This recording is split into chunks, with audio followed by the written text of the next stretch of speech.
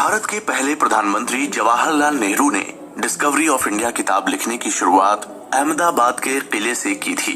वहीं 13 अप्रैल 1944 को नेहरू जी की जेल में लगभग 20 महीने पूरे हो चुके थे। हम भी नेहरू जी की किताब के सारांश की शुरुआत यहीं से करने जा रहे हैं। उनकी जेल में बंद हुए कितने दिन हो चुके थे, उस बात का अंदाजा नेहरू जी चांद को देखकर लगाया करते थे। इसी दौरान उन्हें भारत में भयंकर भूखमरी की खबर मिली। उस समय भारत के मालाबार, बीजापुर, रायपुर, उड़ीसा और देश के सबसे अमीर और उपजाऊ राज्य बंगाल में हर दिन हजारों आदमी, औरत और बच्चे खाने पीने की कमी की वजह से मौत का शिकार हो रहे थे। उस समय भारत की ब्रिटिश सरकार भूखमरी से जूझ रहे बंगाल और देश के दूसरे इलाकों में रह रहे लोगों की मदद करने की बजाय हाथ पर हाथ धरे बैठी रही। पूरी दुनिया उस समय दूसरे विश्व युद्ध से जूझ रही थी और युद्ध के मैदान में लाखों लोगों की जानें जा रही थीं। लेकिन युद्ध के मैदान में होने वाली मौतों के पीछे एक कारण और भी था। वहीं बंगाल और आसपास के इलाकों में मौत का शिकार हो रहे भारतीय केवल ब्रिटिश अधिकारियों की नाकामी और निकम्मेपन का नतीजा था। आखिरकार जब देश विदेश में ब्रिटेन की सरकार की आलोचना और उनके खिलाफ प्रदर्शन होने लगे तो उन्होंने कुछ कदम उठाने की सोची, मगर तब तक बहुत देर हो चुकी थी और करोड़ों भारतीय भूखमरी की वजह से मौत के मुंह में समा गए थे।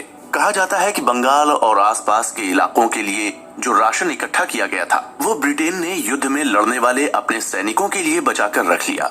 इस वजह से बंगाल और आसपास के इलाकों में भूखमरी फैल गई। हालांकि भारत के इस मुश्किल दौर में अमेरिका और इंग्लैंड के कुछ अमीर लोगों ने सहयोग किया। इसके साथ ही चीन के गवर्नर ने भी भारत के लिए मदद भेजी थी। गौरतलब है कि चीन खुद उस समय युद्ध से जूझ रहा था और उसके पास संसाधनों की काफी कमी थी। इसके बावजूद चीन के गवर्नर ने भारतीय लोगों के दुख को समझते हुए मदद भेजी। डिस्कवरी ऑफ इंडिया में नेहरू जी लिखते हैं कि भारत इन मुश्किल हालातों को पैदा करने वाले और इन मुश्किल हालातों में उनकी मदद करने वाले लोगों को कभी नहीं भूल सकता है।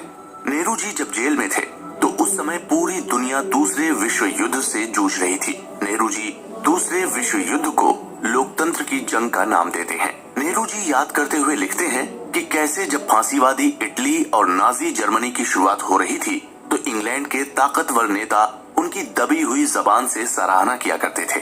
नेहरू जी बताते हैं कि मार्च 1936 में उन्हें इटली के फांसीवादी नेता बेनिटो मुसोलिनी ने इटली आने की दावत दी थी, मगर उन्होंने मुसोलिनी के स्नेह न्योते को ठुकरा दिया था।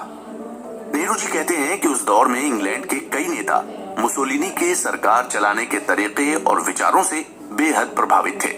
इसी तरह 2 साल बाद नेहरू जी के पास जर्मनी की नाजी सरकार ने भी उनके देश आने का न्योता भेजा। जर्मनी की नाजी सरकार ये बात जानती थी कि नेहरू जी उनके विचारों के खिलाफ हैं, मगर जर्मनी की सरकार नेहरू जी को जर्मनी के हालात दिखाना चाहती थी, क्योंकि उस समय जर्मनी तेजी से प्रगति कर रहा था। लेकिन एक बार फिर अपने विचारों पर टिके रहते हुए नेहरू जी ने नाजी जर्मनी का दौरा करने से इनकार कर दिया। ये दौरा करने की बजाय नेहरू जी ने उस समय चेकोस्लोवाकिया का दौरा करने का फैसला किया। उस समय ब्रिटेन के प्रधानमंत्री ने चेकोस्लोवाकिया पर ध्यान नहीं दिया था, जिसका फायदा उठाते हुए जल्द ही नाजी जर्मनी ने चेकोस्लोवाकिया पर कब्जा करने की कोशिश की। चेकोस्लोवाकिया संकट के दौरान नेहरू जी ने देखा कि फ्रांस और ब्रिटेन के अधिकारी जिस तरीके से हिटलर और नाजी जर्मनी की चापलूसी कर रहे थे, उसके लिए शायद चापलूसी शब्द भी बहुत कमजोर पड़ जाए। लंदन, स्विट्जरलैंड, पेरिस और जिनेवा में बैठे अधिकारियों के मन में केवल हिटलर के लिए भय ही नहीं था, बल्कि वो मन ही मन उसकी तारीफ भी कर रहे थे।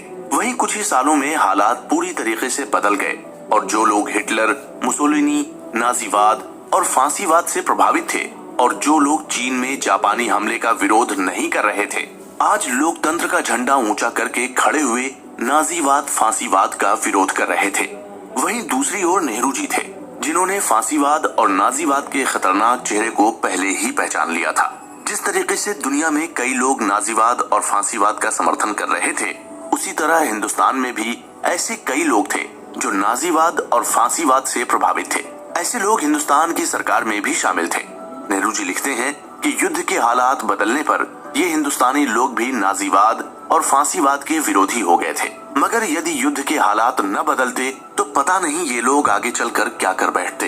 Nehru ji discovery of India में लिखते हैं कि दूसरे विश्व युद्ध की शुरुआत से कई साल पहले ही उन्हें इस भयंकर युद्ध के होने का अंदाजा हो गया था। इसके लिए उन्होंने सोचना, विचारना और लिखना भी शुरू कर दिया था। नेहरू जी चाहते थे कि भारत इन महत्वपूर्ण जंग में एक अहम भूमिका अदा करे।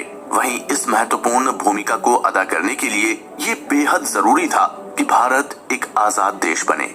यही सोच भारतीय कांग्रेस की भी थी। वो पिछले कुछ सालों से एक ऐसा संगठन बनकर उभरी थी जिसने नाजीवाद, फांसीवाद के खिलाफ आवाज। भारतीय कांग्रेस ने रिपब्लिक ऑफ स्पेन, चेकोस्लोवाकिया संकट और चीन के लिए भी आवाज उठाई थी। नेहरू जी आगे लिखते हैं कि पिछले 2 सालों के दौरान कांग्रेस को अवैध घोषित किया जा चुका था। भारतीय कांग्रेस के लगभग सभी नेताओं को जेल में भर दिया गया था और कांग्रेस के हर कार्यक्रम पर रोक लगा दी गई थी।